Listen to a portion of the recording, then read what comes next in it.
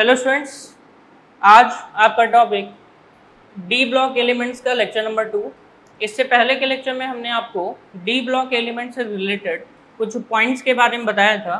तो आज हम लोग फिर से उन्हीं पॉइंट्स को रिवीजन करते हुए आगे बढ़ेंगे, क्योंकि डी ब्लॉक एलिमेंट्स में जनरली आपको कुछ प्रॉपर्टीज पढ़नी है, जैसे कि वेरिएबल ऑक्सीडेशन स्टेट्स, ठीक है, इनका इलेक्ट्रॉनिक कॉन्फ़िगरेशन कैसा होता है, इलेक्ट्रॉनिक कॉन्फ़िगरेशन के अलावा मैग्नेटिक प्रॉपर्टी, ठीक है, कलर्ड आयंस होते हैं इनके बारे में पढ़ना है, और साथ ही साथ इनमें कॉम्प्लेक्स फॉर्मेशन की टेंडेंसी कैसी होती है, कैटालिटिक प्रॉपर्टी क्या है। तो ये सारी चीज़ें हमको डी ब्लॉक एलिमेंट्स के अंतर्गत पढ़ना है।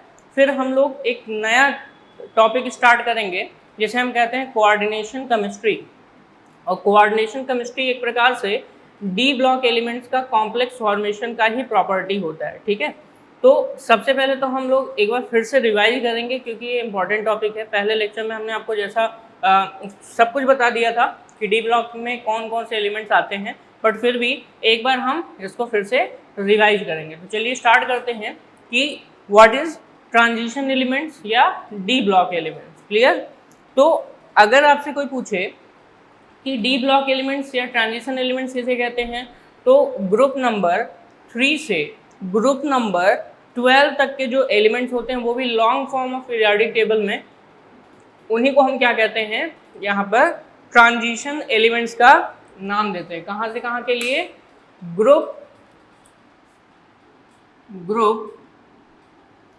3 टू ग्रुप 12, ठीक है। ग्रुप नंबर 3 से ग्रुप नंबर 12 तक के जो एलिमेंट्स हैं, ठीक है, इनके एलिमेंट्स जो हैं वो सभी के सभी क्या कहलाते हैं, इनमें अगर देखा जाए तो इन्हें हम डी ब्लॉक एलिमेंट्स के नाम से जानते हैं, और इन्हें जनरली हम ट्रांजिशन एलिमेंट्स भी कहते हैं, ठीक है। जनरली ये डी ब्लॉक जो है आपका एस और पी ब्लॉक के बीच में पाया जाता है। जैसा कि आपको मैं बता चुका हूँ, पीरियोडिक टेबल यानी कि जो मॉडर्न पीरियोडिक टेबल है, ये 4 ब्लॉक्स में बटा हुआ है, 4 ब्लॉक्स में बटा हुआ है। वो है आपका एस, पी, डी और एफ। तो एस और पी के बीच कौन सा है? डी ब्लॉक है।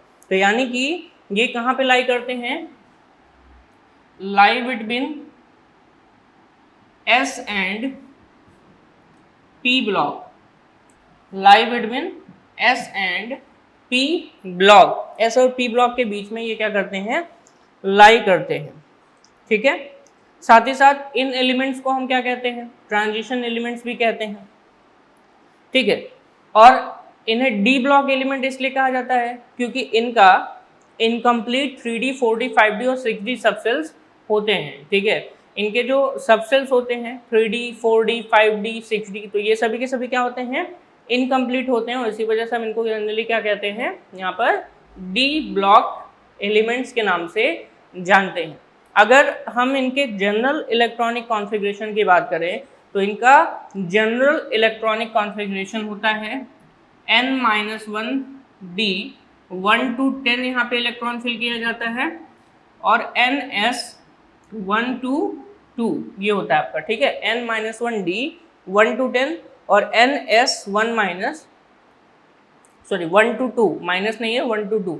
इसका मतलब हुआ कि जो D सबसेल होगा वो आउटर मोस्ट सेल का पहला वाला होगा, यानी कि अगर आउटर मोस्ट सेल यहाँ पे 4 है, तो ये आपका सेल कौन सा होगा? थर्ड सेल का D सबसेल होगा, ठीक है। तो ये ध्यान रखना आपको। N क्या है यहाँ पे? What is N? N equal to ये है आपका आउटर मोस्ट सेल है, और आउटर मोस्ट सेल से पहले वाला जो है n-1, ये है prior to outermost shell, prior to outermost shell, यानी कि आउटर मोस्ट से जस्ट पहले का जो सेल होगा उसे n-1 से क्या करते हैं हम लोग? डिनोट करते हैं, प्रदर्शित करते हैं, ठीक है। जनरली 4 ट्रांजिशन सीरीज आते हैं डी ब्लॉक एलिमेंट्स के अंतर्गत, 4 ट्रांजिशन सीरीज आते हैं, और ये सीरीज कौन कौन से हैं ध्यान से देखिएगा। जैसा कि आपको पता है 4 ट्रांजिशन सीरीज में जैसे 3D series, 4D series, 5D और 6D सीरीज के नाम से जानते हैं। तो चलिए देखते हैं ये 4 ट्रांजिशन सीरीज कौन कौन से हैं। एक बार मैं बता चुका हूँ, आप लोग वीडियो देखते ही आप लोग मन ही मन इसको बोलिए कि आपके जो ट्रांजिशन सीरीज है वो कौन कौन से हैं। अगर हम लिखेंगे तो first transition series,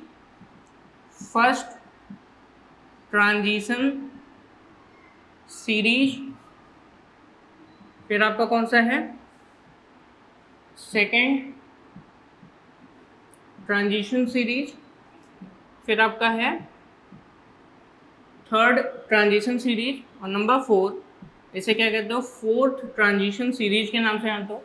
first transition series को जनरली हम 3D सीरीज के नाम से भी जानते हैं, 3D सीरीज भी कहते हैं। अगला जो है ये आपका 4D सीरीज है,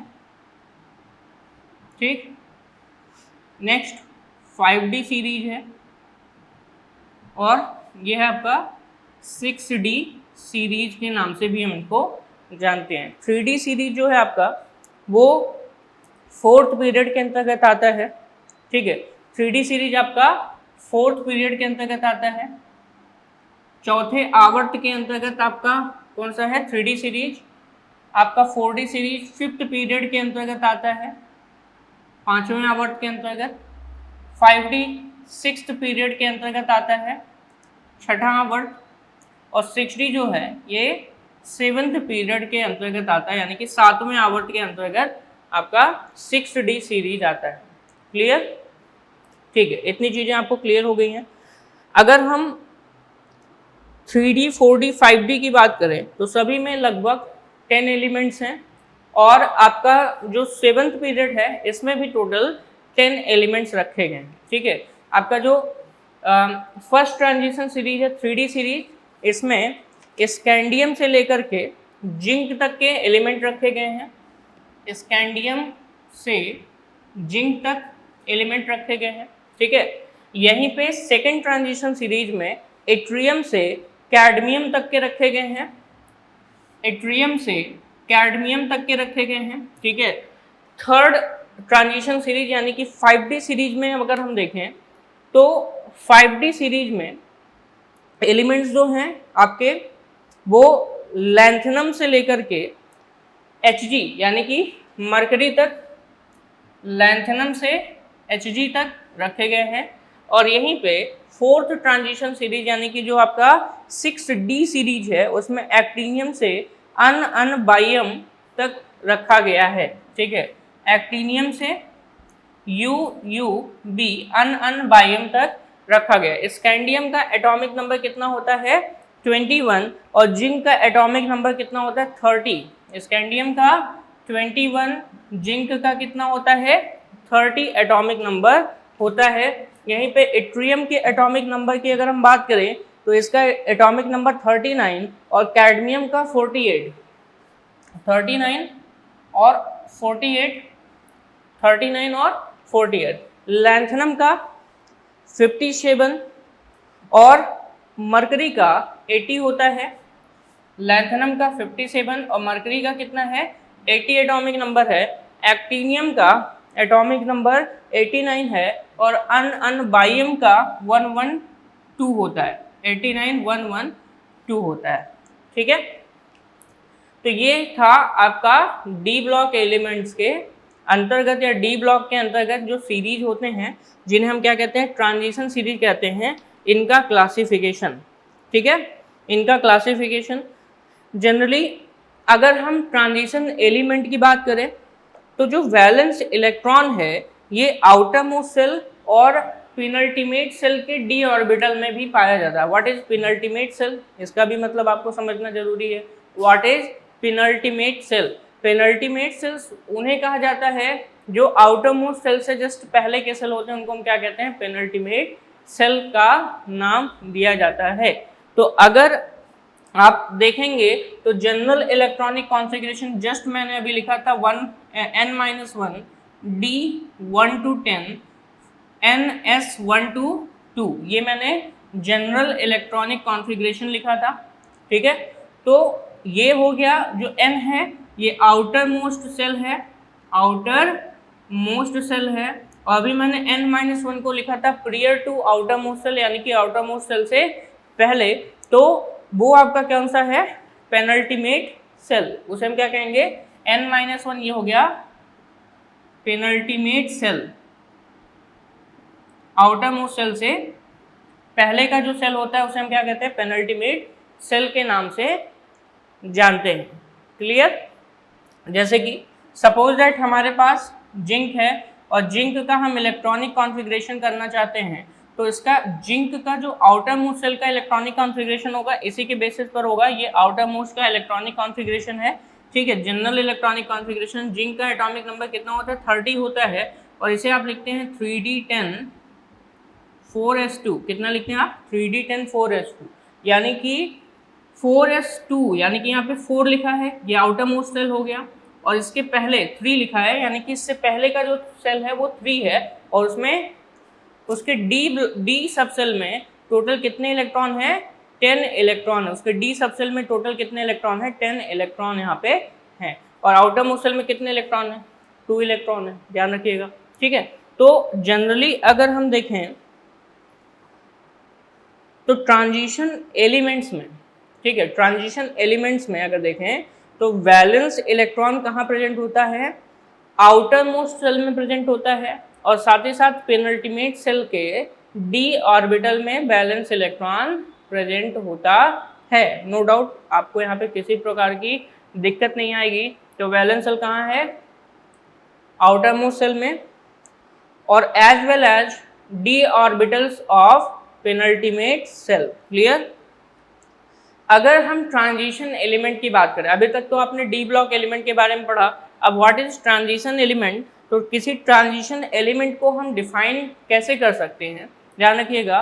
द ट्रांजिशन एलिमेंट में be defined as the element whose atom in ground state, कहाँ की बात कर रहा हूँ, ground state, or ion in one of the most common oxidation state has incomplete D subshell, that is 1 to 9 electrons in the D subshell. ध्यान रखिएगा, मैं फिर से बोल रहा हूँ कि ग्राउंड स्टेट में अगर एटम है और उसका जो वैलेंस सेल है उसमें इनकम्प्लीट डी सबसेल होगा, तो उसे हम ट्रांजिशन एलिमेंट के नाम से जानते हैं, कुछ एक्सेप्शन छोड़ करके, जैसे कि जिंक हो गया, कैडमियम हो गया, मरकरी हो गया, जिनमें डी सबसेल कंप्लीटली फिल्ड होता है।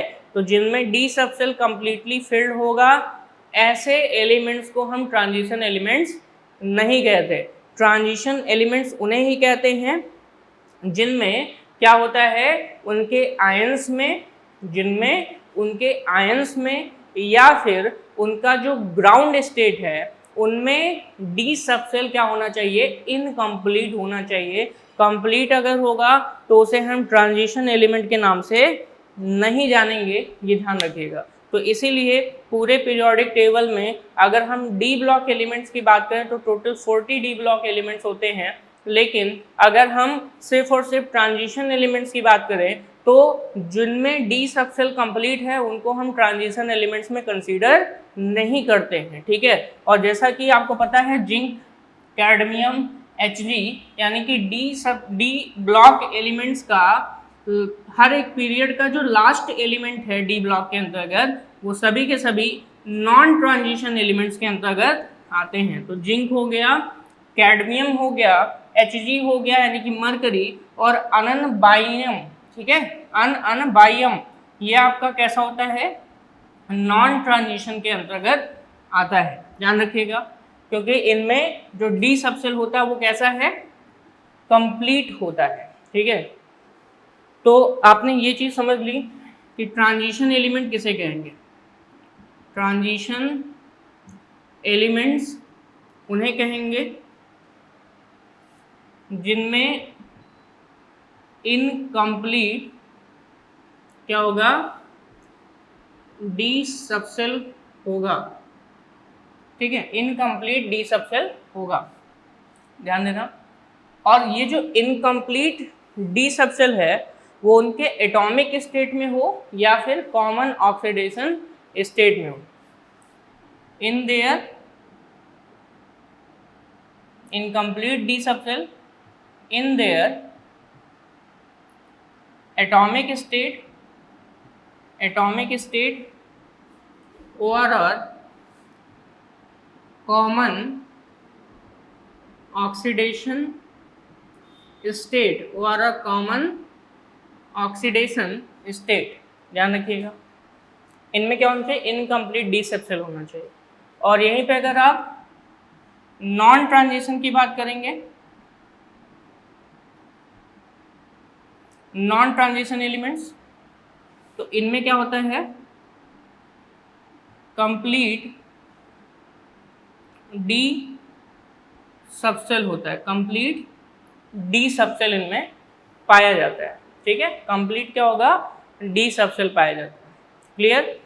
इनमें जनरली जिंक, कैडमियम, Hg आते हैं। ठीक है, ज़्यादातर जिंक, कैडमियम, Hg, और साथ ही साथ इसके जस्ट नीचे वो है आपका UUB, जैसे अन बाइयम के नाम से, यानी कि जिसका एटॉमिक नंबर कितना है 112 है। तो जिंक का कितना है 30, जिंक का एटॉमिक नंबर कितना है 30 है। इसी के साथ साथ अगर हम कैडमियम की बात करें तो कैडमियम का जो एटॉमिक नंबर है वो है आपका 48। ठीक है, कैडमियम का 48, जिंक का 30, Hg का 80 होता है, उसका 112 होता है। और जब इनका कॉन्फ़िगरेशन आप देखेंगे तो जिंक का कॉन्फ़िगरेशन कितना होता है 3d10 4s2, इसका होगा कैडमियम का 4d10 5s2, ठीक है, और इसका होगा 5d10 6s2, और यहाँ पे होगा 6d10 और 7s2। तो सबका कॉन्फ़िगरेशन आप देखेंगे तो आउटर मोस्ट में या पेनल्टीमेट सेल का जो डी ऑर्बिटल है वो सभी क्या है, फिल्ड है, फुलफिल्ड है, कंप्लीटली फिल्ड है। इनमें इनकम्प्लीट डी सबसेल नहीं है, इसलिए इनको नॉन ट्रांजिशन एलिमेंट्स के अंतर्गत रखा गया है। और अगर हम इनका ऑक्सीडेशन स्टेट भी देखें तो कॉमन ऑक्सीडेशन स्टेट सबका +2 होता है, कैडमियम का भी 2+, Hg का भी 2+, और ऐसे ही इनका कॉमन ऑक्सीडेशन स्टेट देखेंगे तो भी आउटर मोस्ट में कितने इलेक्ट्रॉन निकल जाएंगे 2, और तब भी आपका डी सबसेल क्या रहेगा, कंप्लीट यहाँ पे रहता है। और इसी वजह से ये क्या होते हैं, नॉन ट्रांजिशन एलिमेंट्स के अंतर्गत आते हैं। क्लियर। चलिए, इतनी चीज़ें आपको क्लियर हो गए। अब इसी के साथ साथ आगे बढ़ते हैं इनके जनरल प्रॉपर्टीज के बारे में, यानी कि जो ट्रांजिशन एलिमेंट्स के जनरल प्रॉपर्टीज हैं वो कौन कौन से हैं, चलिए देखते हैं।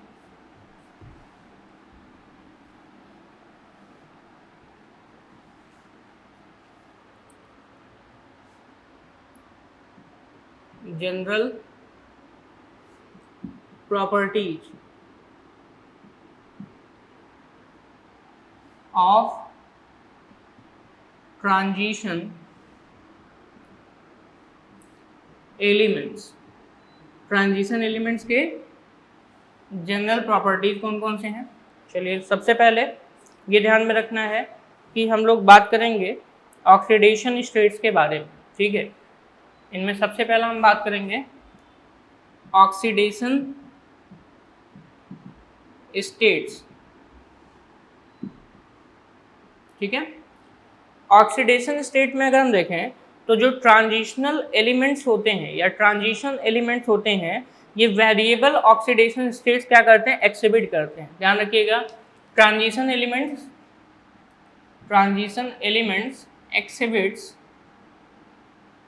exhibits variable oxidation state। Transition elements क्या करते हैं, एक्सिबिट्स वेरिएबल ऑक्सीडेशन स्टेट।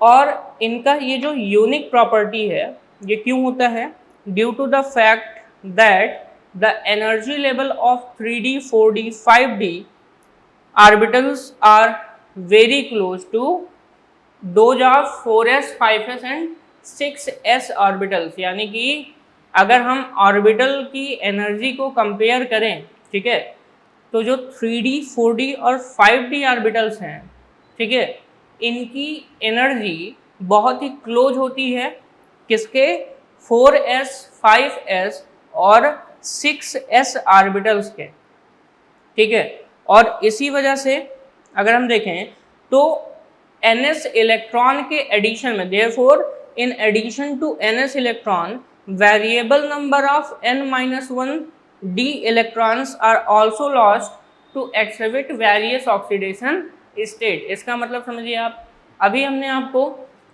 हर एक सीरीज का जो एलिमेंट्स था उनके बारे में बताया था। जनरल इलेक्ट्रॉनिक कॉन्फ़िगरेशन तो आपने पढ़ा ही है। तो अगर हम जनरल इलेक्ट्रॉनिक कॉन्फ़िगरेशन की बात करें तो कुछ इस तरीके से होगा हर एक का। जैसे 3D सीरीज है अगर हमारे पास, तो 3D सीरीज का 3D 1 to 10 और 4s 1 to कितना होगा, 2 होगा। यहीं पे 4D सीरीज की अगर हम बात करें तो 4D सीरीज में 4D 1 to 10 और 5s 1 to कितना होगा, 2 होगा। 5D सीरीज की अगर हम बात करें तो 5D सीरीज में 5D 1 to 10 और 6s 1 to कितना होगा, 2 होगा। और 6D सीरीज की अगर हम बात करें तो 6D सीरीज में जनरली 6D 1 to 10 और 7s 1 to कितना होगा, 2 होगा। यानी कि कहने का मतलब यहाँ पे ये है कि transition elements variable oxidation state show करते हैं। नो डाउट आपको ये तो पता ही है, बार बार बोला जाता है कि ट्रांजिशन एलिमेंट्स क्या करते हैं, वेरिएबल ऑक्सीडेशन स्टेट शो करते हैं। बट रीजन क्या है, what is the reason behind this property of transition elements? तो रीजन ये है कि 3D 4D 5D 6D, ठीक है, ध्यान रखिएगा। 3D 4D 5D 6D, 3D 4D 5D 6D की जो एनर्जी है, हर एक का अपना अलग अलग एनर्जी होगा। ये एनर्जी यानी कि 3D ऑर्बिटल का, 4D 5D 6D ऑर्बिटल का जो एनर्जी है वो अगले यानी कि जो s वाला है, 4s 5s 6s और 7s, इनकी एनर्जी आपस में लगभग इन सब की 3D का 4s और 4s का 4D का 5s, 5D का 6s के साथ और 6D का 7s, तो इन सब की जो एनर्जी हो बहुत ही क्लोज है, इन सब की एनर्जी बहुत ही क्लोज है। और आपको ये भी पता होना चाहिए कि ये आउटर मोस्ट सेल है, तो हमेशा इलेक्ट्रॉन कहाँ से निकलता है, आउटर मोस्ट सेल से निकलता है।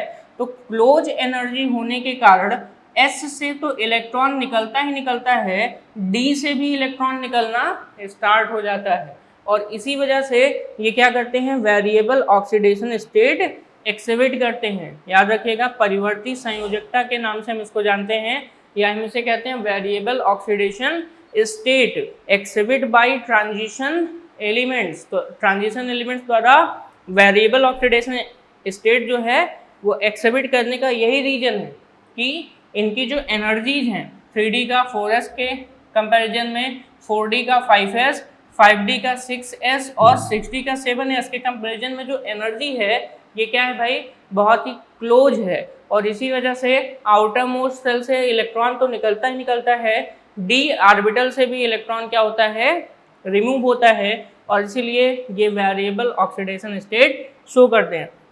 जैसा कि आपको पता है कि इलेक्ट्रॉन निकलने पे हमेशा पॉजिटिव चार्ज आता है, तो ऑक्सीडेशन स्टेट का मतलब क्या, what is oxidation state? Oxidation state is the charge on that species, ठीक है। यानी कि जैसे कि हमारे पास जिंक पे 2+ है, तो जिंक का ऑक्सीडेशन स्टेट 2+ होगा, ठीक है, +2 या 2+ बोलिए।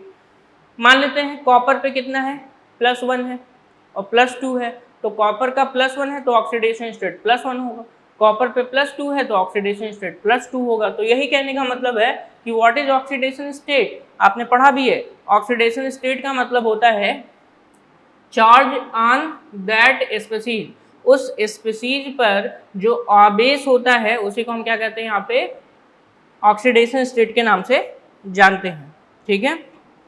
चलिए अब यहाँ पे कुछ पॉइंट्स हैं जो ऑक्सीडेशन स्टेट के लिए बहुत ही इंपॉर्टेंट हैं, तो उनको भी थोड़ा समझते हैं हम लोग। आपने रीजन समझ लिया है, रीजन आपको मैं फिर से एक बार बोल दे रहा हूँ ऐसे ही, कि जो पेनल्टीमेट सेल के d ऑर्बिटल्स हैं और जो आउटर मोस्ट सेल के s ऑर्बिटल्स हैं, इनकी एनर्जी बहुत ही क्लोज होती है और इसी वजह से ns इलेक्ट्रॉन के बजाय, मतलब ns इलेक्ट्रॉन तो निकलता ही निकलता है, n-1 d इलेक्ट्रॉन्स भी क्या हो जाते हैं, रिमूव होने लगते हैं और इसी वजह से वेरिएबल ऑक्सीडेशन स्टेट मिलता है। इसी वजह से क्या होता है, वेरिएबल ऑक्सीडेशन स्टेट शो करते हैं।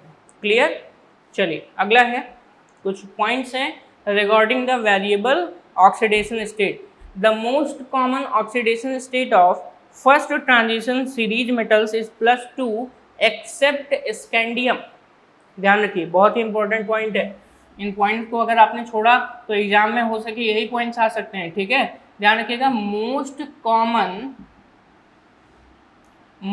Common oxidation state of first transition series, oxidation state of first transition series कितना होना चाहिए, +2। कितना है, +2 है। Except scandium is +2 except scandium. Scandium का कितना होता है, +3 होता है। स्कैंडियम का कितना होता है, +3 होता है। और ऐसा इसलिए है, ठीक है, एक्सेप्ट किसके लिए, स्कैंडियम का कितना होता है, +3 होता है। और ये +2 ऑक्सीडेशन स्टेट क्यों आया, due to loss of 2 ns electrons, ठीक है। अब ये किसकी वजह से आया, due to loss of ns2 electrons, ठीक है, ns2 इलेक्ट्रॉन्स। चलिए इसके साथ साथ अगला पॉइंट अगर हम देखें तो अगला पॉइंट है, mostly ionic bonds are formed in +2 and +3 oxidation states. Covalents are formed in compounds of higher oxidation state because of sharing of d electron. ध्यान रखिएगा कि अगर देखा जाए तो मोस्टली आयनिक बॉन्ड बनता है, ionic bonds are formed, mostly ionic bonds are formed in +2 and +3 oxidation state, in +2 and +3 oxidation state. तो +2 और +3 ऑक्सीडेशन स्टेट में जनरली क्या बनता है, आयनिक बॉन्ड बनता है और हायर ऑक्सीडेशन स्टेट में कोवैलेंट बॉन्ड्स का फॉर्मेशन होता है। And covalent bonds are formed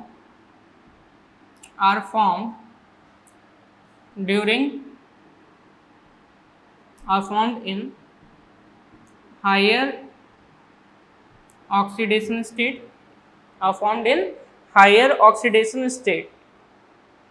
because of sharing of d electron, because of sharing of d electrons, ठीक है। d इलेक्ट्रॉन्स के शेयरिंग के कारण यहाँ पे क्या हो रहा है, हायर ऑक्सीडेशन स्टेट में कोवैलेंट बॉन्ड का फॉर्मेशन होता है। नेक्स्ट पॉइंट यहाँ पे अगर हम देखें तो नेक्स्ट पॉइंट की अगर हम बात करें यहाँ पे तो वो है, the element showing maximum oxidation state are present in और near the middle of the series, ठीक। मैक्सिमम ऑक्सीडेशन स्टेट शो करने वाला जो एलिमेंट होगा, ठीक है, वो near the middle of the series होता है, near the middle of the series, ठीक है, near the middle of the series. जैसे कि अगर हम फर्स्ट ट्रांजिशन सीरीज की बात करें तो फर्स्ट ट्रांजिशन सीरीज में मैग्नीज जो है मैक्सिमम ऑक्सीडेशन स्टेट शो करता है, कहाँ तक, +7 तक शो करता है। मैक्सिमम ऑक्सीडेशन स्टेट मैग्नीज +7 तक शो करता है, ठीक है। यहीं पे अगर हम हाईएस्ट ऑक्सीडेशन स्टेट देखें तो हाईएस्ट ऑक्सीडेशन स्टेट ऑस्मियम और रुथेनियम के द्वारा शो किया जाता है, ठीक है। वो भी कितना होता है, +8 होता है, अगर पहले ट्रांजिशन सीरीज में देखें तो मैग्नीज जो है वो +2 से +7 का oxidation state, variable oxidation state show करता है, लेकिन मैक्सिमम कितना है यहाँ पे मैग्नीज का +7। और अगर सबसे ज़्यादा ऑक्सीडेशन स्टेट देखें तो मैक्सिमम ऑक्सीडेशन स्टेट ऑस्मियम और रुथेनियम ऑस्मियम, जिसको OS से, एंड रुथेनियम जिसे RU से डिनोट करते हैं, उनके द्वारा +8 मैक्सिमम ऑक्सीडेशन स्टेट क्या किया जाता है, शो किया जाता है। ठीक है, चलिए नेक्स्ट पॉइंट।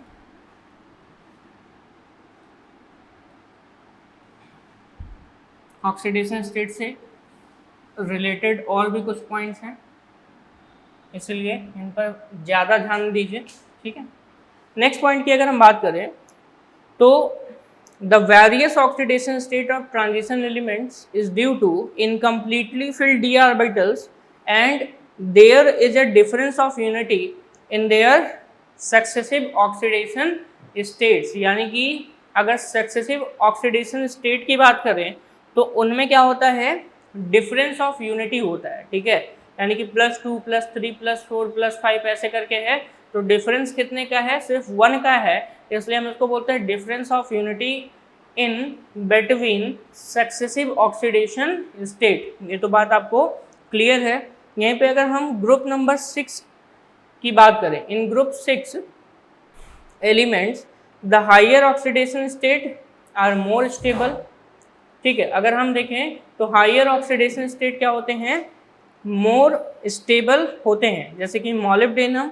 और अगर हम टंगस्टन की बात करें तो मॉलिब्डेनम और टंगस्टन जो कि ग्रुप नंबर कितने में है, 6 में है। ठीक है, ये क्या होते हैं, मोर स्टेबल होते हैं देन क्रोमियम, ध्यान रखिएगा। नेक्स्ट पॉइंट है in group 6 higher oxidation state are more stable.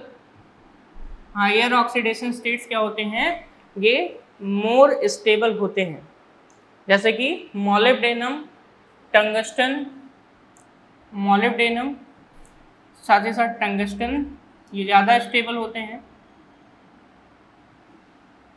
ठीक है, मॉलिब्डेनम और टंगस्टन का जो हायर ऑक्सीडेशन स्टेट है ये बहुत ही ज़्यादा क्या होता है, स्टेबल माना जाता है। ठीक है, इसी के साथ साथ अगर हम नेचर ऑफ सॉल्वेंट की बात करें तो the nature of solvent also affects the stability of an element. ठीक है, यानी कि किसी भी तत्व का जो स्टेबिलिटी है उस पर नेचर ऑफ सॉल्वेंट का भी अफेक्ट पड़ता है। ठीक है, नेचर ऑफ सॉल्वेंट का भी अफेक्ट पड़ता है इन अ पर्टिकुलर ऑक्सीडेशन स्टेट। ध्यान रखिएगा, nature of solvent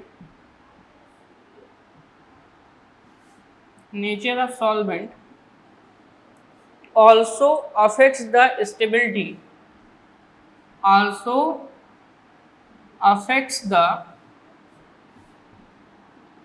stability of an element in particular oxidation state।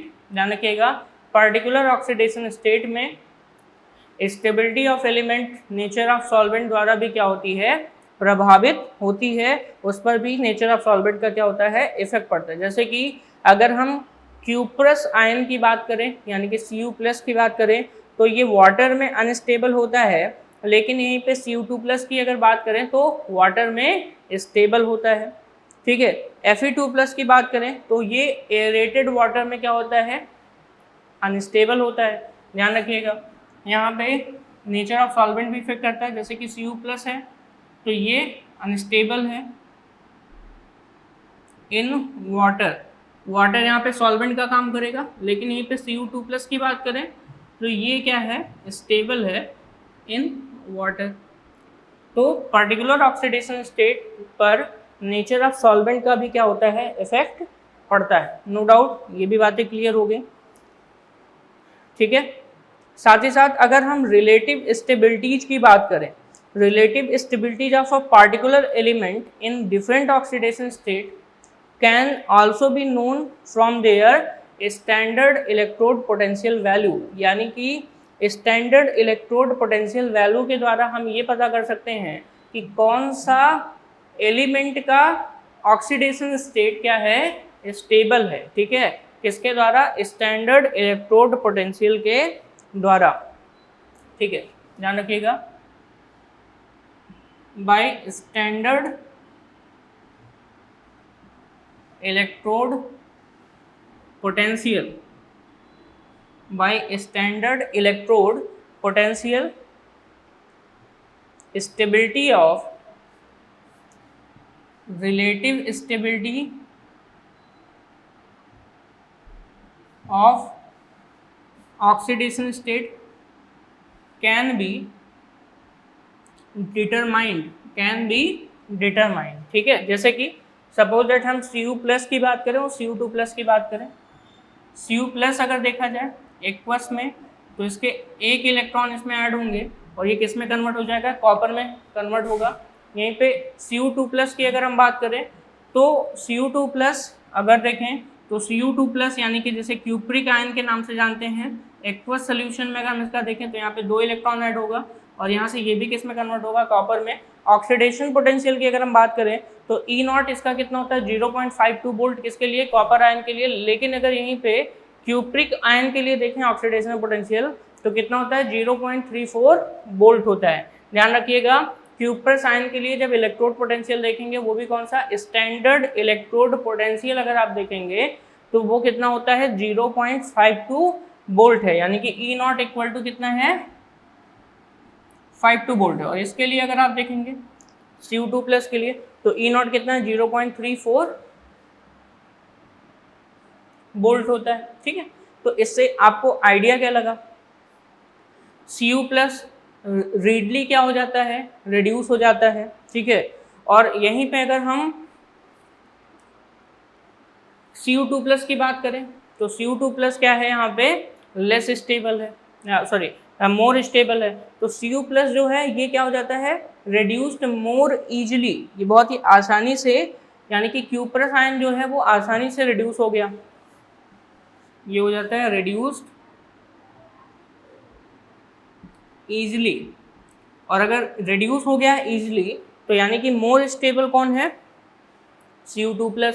तो इससे ये पता चल गया कि Cu2+ is more stable then Cu+, यानी कि क्यूप्रिक आयन क्यूप्रस आयन से ज़्यादा स्टेबल होता है, ठीक है। चलिए नेक्स्ट पॉइंट की तरफ चलते हैं। वेरिएबल ऑक्सीडेशन स्टेट में ही अगला पॉइंट है।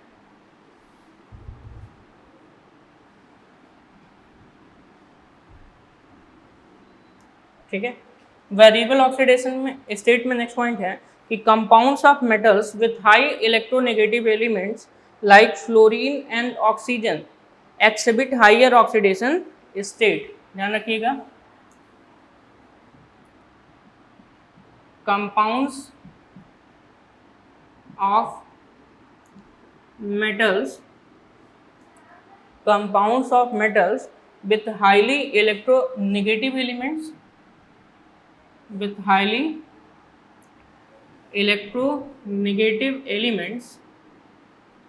with highly electronegative elements like fluorine and oxygen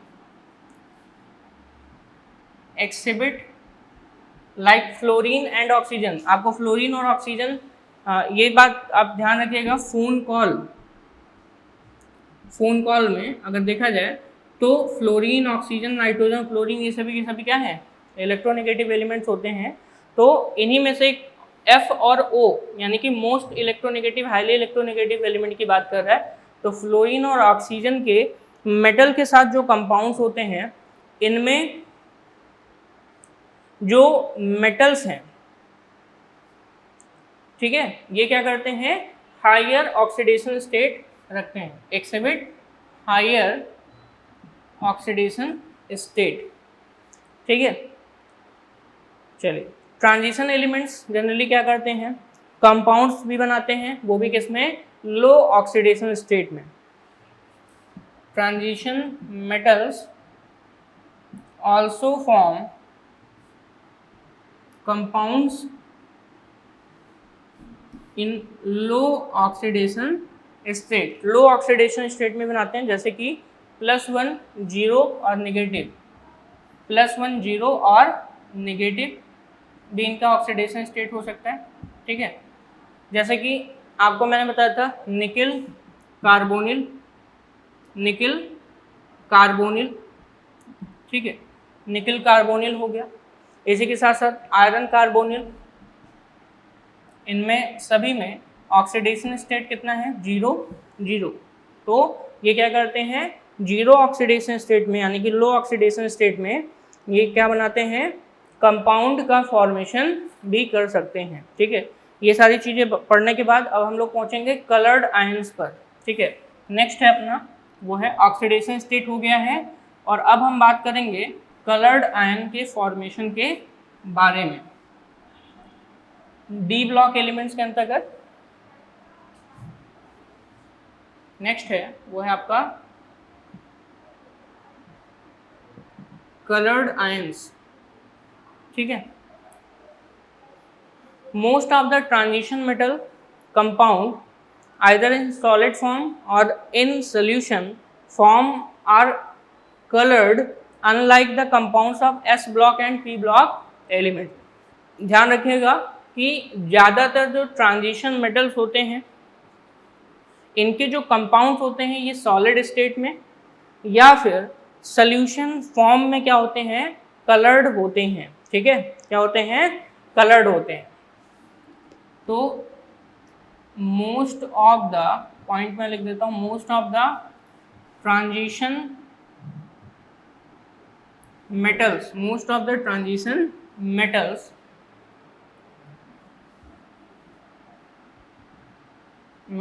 compounds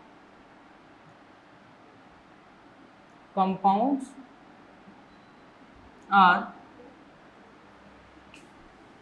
most of the transition metal compounds are colored in solid state or in solution। ठीक है, ये कैसे होते हैं, सॉलिड स्टेट में या सोल्यूशन स्टेट में कैसे होते हैं, ट्रांजिशन मेटल कंपाउंड्स आपके कलर्ड हो सकते हैं। The colour of the compound of the transition metal is due to the presence of incomplete D subshell, और इसका रीजन है due to the presence of incomplete D subshell. Incomplete D subshell के कारण ये कैसे होते हैं, कलर्ड, यानी कि कलर या रंग बिरंगे होते हैं। ठीक है, इनका अपना डिफरेंट क्या होता है, कलर होता है। यानी कि जो ट्रांजिशन मेटल से बने हुए कंपाउंड्स हैं इनका जो कलर है ये किस लिए होता है, due to the presence of incomplete D subshell. ठीक है, व्हेन, अच्छा इसका रीजन क्या है, व्हेन द एनायन और ligands approach near the transition metal ions their d orbital split into different energy level known as crystal field splitting. ठीक है, जब भी कभी व्हेन एनायन और लिगेंड्स, ध्यान रखिएगा लिगेंड्स उन्हें कहा जाता है जिनके पास एक्स्ट्रा इलेक्ट्रॉन होता है डोनेट करने के लिए, ये एज अ डोनर काम करते हैं और कॉम्प्लेक्स कंपाउंड का फॉर्मेशन करते हैं। एनायन के पास भी एक्स्ट्रा इलेक्ट्रॉन्स होते हैं और इसीलिए इन दोनों की बात यहाँ पे की जा रही है कि जब भी कभी एनायन या फिर लिगेंड्स जो हैं वो क्या करते हैं, ट्रांजिशन मेटल आयन को अप्रोच करते हैं। Ligands approach near the transition metal ions, जब भी कभी ट्रांजिशन मेटल आयंस को क्या करते हैं, अप्रोच करते हैं, यानी कि ट्रांजिशन मेटल आयंस के पास पहुंचते हैं, their d orbital split into different energy levels, then their d orbitals split into different energy levels. तो ये क्या होते हैं, इनके d orbitals different energy levels में स्प्लिट कर जाते हैं, ठीक है। और इसको हम क्या कहते हैं, क्रिस्टल फील्ड स्प्लिटिंग के नाम से जानते हैं। इसे हम क्या कहते हैं, क्रिस्टल फील्ड स्प्लिटिंग के नाम से जानते हैं। और ध्यान रखिएगा, ये जो क्रिस्टल फील्ड स्प्लिटिंग है, यानी कि जिसे CFS के नाम से जानते हैं, ये हम कोऑर्डिनेशन केमिस्ट्री में भी पढ़ेंगे। यानी कि जब हम लोग डी ब्लॉक एलिमेंट्स के बाद कोऑर्डिनेशन केमिस्ट्री के बारे में देखेंगे, तो वहाँ पर भी हम लोग क्रिस्टल फील्ड स्प्लिटिंग के बारे में पढ़ेंगे, ठीक है, क्योंकि पूरा कोऑर्डिनेशन केमिस्ट्री जो है वो इसी पर बेस्ड होता है, ठीक है। तो यहाँ पे क्या हुआ कि जब भी कभी एनायंस या लिगेंड्स किसी ट्रांजिशन मेटल आयंस के पास पहुँचता है, तो जो डी ऑर्बिटल है वो क्या होता है, एनर्जी लेवल में डिफरेंट एनर्जी लेवल में स्प्लिट कर जाता है, जिसे हम क्या कहते हैं, क्रिस्टल फील्ड स्प्लिटिंग के नाम से जानते हैं, ठीक है। ऐसे समय में जो ट्रांजिशन मेटल्स आयंस है, ठीक है, in the transition metal ions, the electrons can be easily promoted for lower energy level to higher energy level within the same d subcell by absorbing the light। ध्यान दीजिएगा, ऐसे समय में क्या होता है, in this situation या in this case transition, in this case transition element ions, transition element ions या ट्रांजिशन मेटल आयन में लिख देता हूँ, transition metal ions electrons absorb energy, ठीक है, ये क्या करते हैं, एनर्जी को एब्जॉर्ब करते हैं, और एनर्जी एब्जॉर्ब करके ये हायर एनर्जी स्टेट में क्या करते हैं, या हायर एनर्जी लेवल में पहुंचने की कोशिश करते हैं। एब्जॉर्ब एनर्जी एंड प्रमोट्स या promoted into higher energy levels. कहाँ चले जाते हैं, हायर एनर्जी लेवल्स में चले जाते हैं, ठीक है। और हायर एनर्जी लेवल में जाते समय ये पर्टिकुलर वेवलेंथ की लाइट एनर्जी को क्या करते हैं, एब्जॉर्ब करते हैं, और उसी प्रकार के कलर का ये क्या करते हैं, फॉर्मेशन करते हैं, ठीक है। ध्यान रखिएगा, दे appear colored, they appear colored due to emission of the remaining या remainder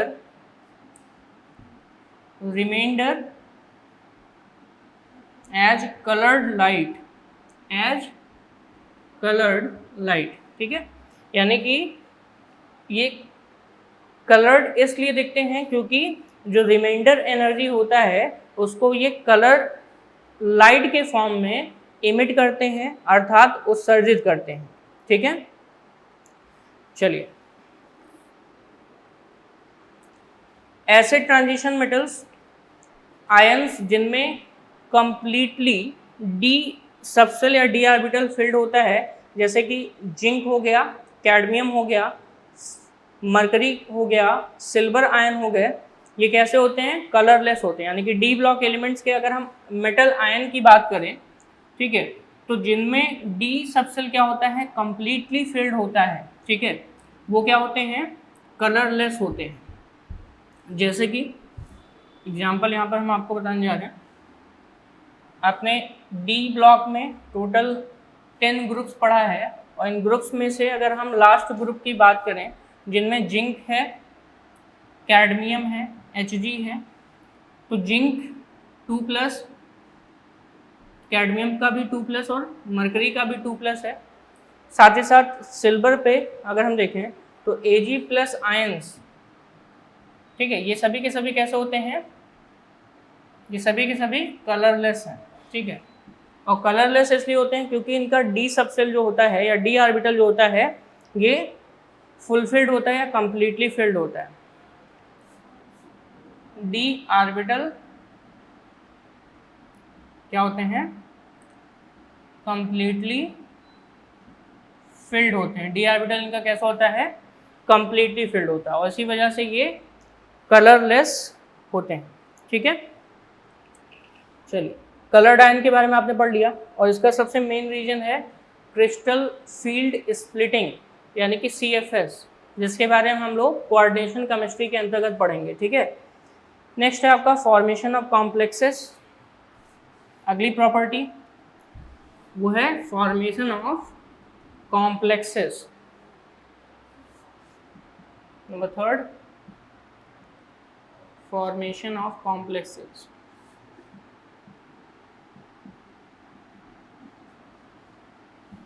ठीक है, जनरली जो डी ब्लॉक के एलिमेंट्स होते हैं या ट्रांजिशन एलिमेंट्स होते हैं इनमें कॉम्प्लेक्स कंपाउंड फॉर्मेशन की टेंडेंसी पाई जाती है, ठीक है। Transition elements possess tendency for the formation of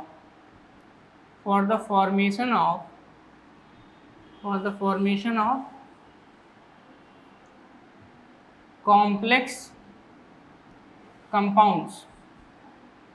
और इन कॉम्प्लेक्स कंपाउंड को जनरली हम क्या कहते हैं, कोऑर्डिनेशन कंपाउंड्स के नाम से जानते हैं, also known as coordination compounds. इन्हें हम क्या कहते हैं, कोऑर्डिनेशन कंपाउंड्स के भी नाम से जानते हैं। और इसका रीजन क्या है, रीजन है ड्यू टू, सबसे पहला रीजन वो है आपका small size of metal ions. Small size of metal ions, size of metal ions कैसा है, स्मॉल है। इसके कारण ये क्या बनाते हैं, कॉम्प्लेक्स कंपाउंड बनाते हैं। High nuclear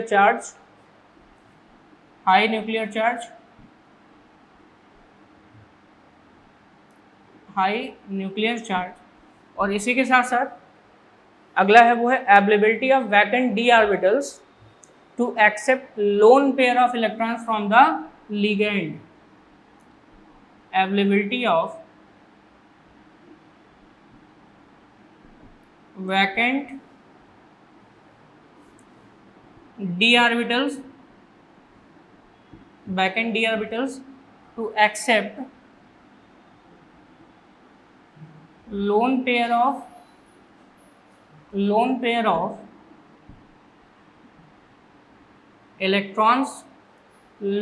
of electrons from ligands।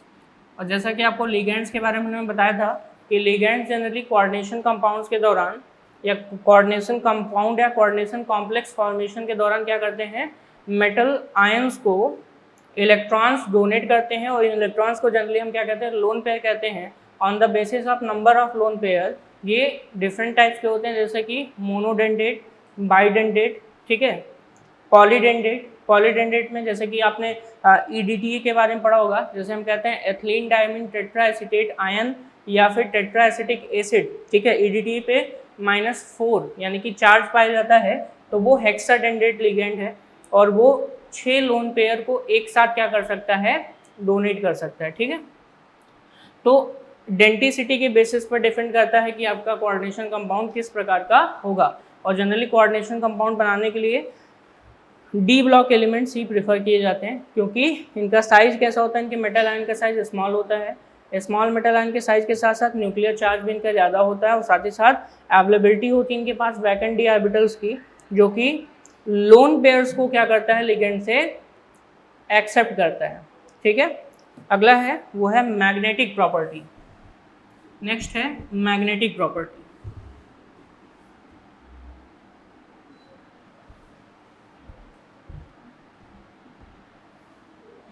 Next है आपका magnetic property.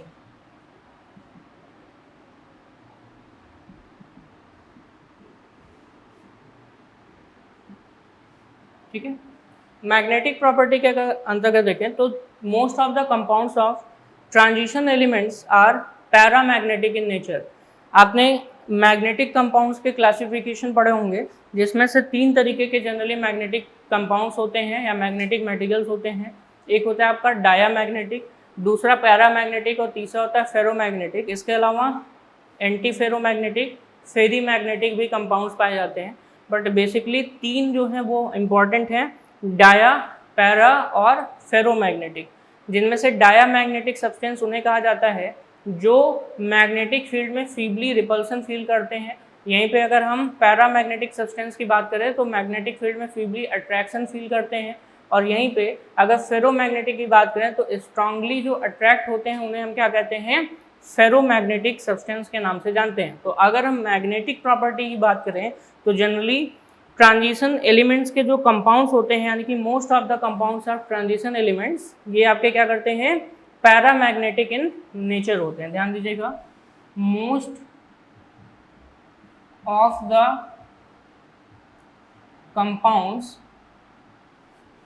Of transition elements are paramagnetic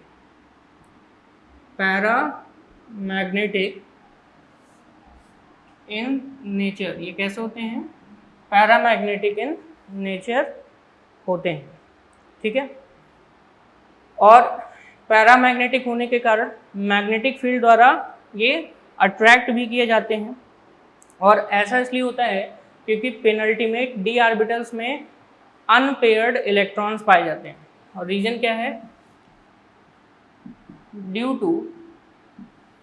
to presence of unpaired electrons, due to presence of unpaired electrons in n-1 d subshell, in n-1 d subshell या D orbital में क्या होते हैं, unpaired electrons पाए जाते हैं। ठीक है, यहाँ ऑर्बिटल कर लीजिए ऑर्बिटल्स। ठीक है, तो n-1 d ऑर्बिटल्स में अनपेयर्ड इलेक्ट्रॉन की वजह से ये क्या होते हैं, पैरामैग्नेटिक सब्सटेंस को शो करते हैं, पैरामैग्नेटिक प्रॉपर्टी शो करते हैं। जनरली जो इनकी मैग्नेटिक कैरेक्टर होती है इसे हम मैग्नेटिक मूवमेंट के टर्म में लिखते हैं। ठीक है, magnetic character is expressed in terms of magnetic movement के टर्म्स में मैग्नेटिक कैरेक्टर को एक्सप्रेस किया जाता है।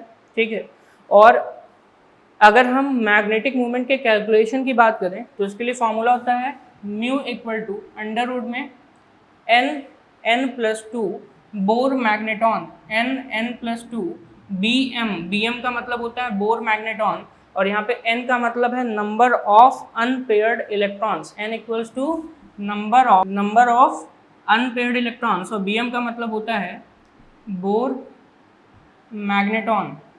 और ये बोर मैग्नेटॉन यहाँ पे मैग्नेटिक मूवमेंट की क्या होती है, यूनिट होती है। ठीक है, मैग्नेटिक मूवमेंट की क्या होती है, यूनिट होती है। ठीक है, तो जनरली मैग्नेटिक मूवमेंट के टर्म में ही हम मैग्नेटिक प्रॉपर्टी को एक्सप्रेस करते हैं। तो पैरामैग्नेटिक होने के कारण यहाँ पे सिंपल सा ये समझना आपको कि ये मैग्नेटिक फील्ड में अट्रैक्ट होगा।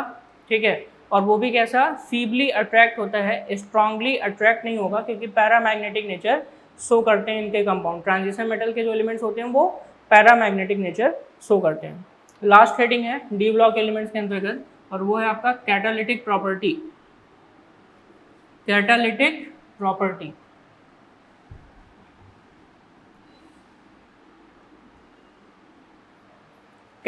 प्रॉपर्टी जिसे हम क्या कहते हैं, उत्प्रेरण गुण के नाम से जानते हैं। Catalytic properties. ठीक है, तो जनरली जो डी ब्लॉक एलिमेंट्स हैं या ट्रांजिशन एलिमेंट्स हैं, इनमें कैटालिटिक प्रॉपर्टी भी पाई जाती है, जिसके कुछ रीजन्स हैं, और वो रीजन्स क्या क्या हैं। सबसे पहला है the presence of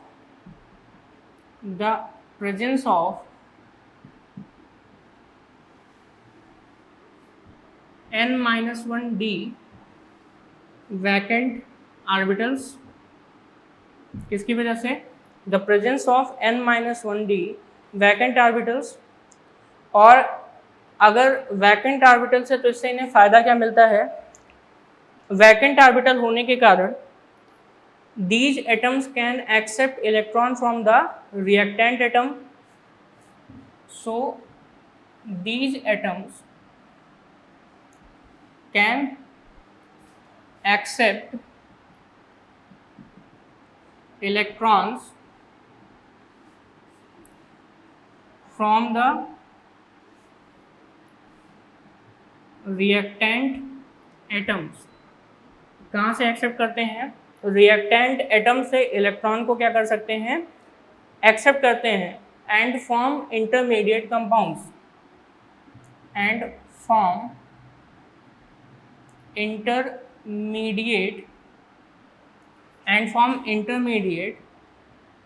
compounds. Accept करने के बाद ये इंटरमीडिएट कंपाउंड्स का फॉर्मेशन करते हैं, which provide low energy path for the reaction, which provide low energy path for the reaction। यानी कि रिएक्शन बहुत ही जल्दी प्रोसीड करने लगता है, लो एनर्जी पाथ पे रिएक्शन प्रोसीड करने लगता है। नेक्स्ट इसका जो कैटालिटिक प्रॉपर्टी का रीजन है वो है certain metal compounds provide low energy path for the reaction। certain metals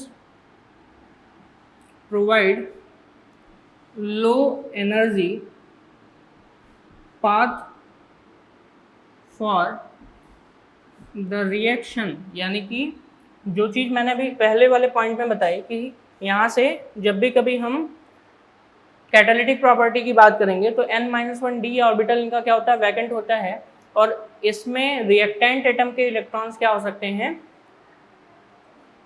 donate किए जा सकते हैं, और जिसके कारण इंटरमीडिएट कंपाउंड का फॉर्मेशन होता है, और इंटरमीडिएट कंपाउंड बनने पे लो एनर्जी पाथ रिएक्शन के लिए मिलता है, जिसमें ये क्या करते हैं? प्रोसीड करते हैं। ठीक है, दूसरा जो पॉइंट है वो इन्हीं पाथ को गेन करने का एक दूसरा तरीका है, यानी कि certain metals provide low energy path for the reaction by change of oxidation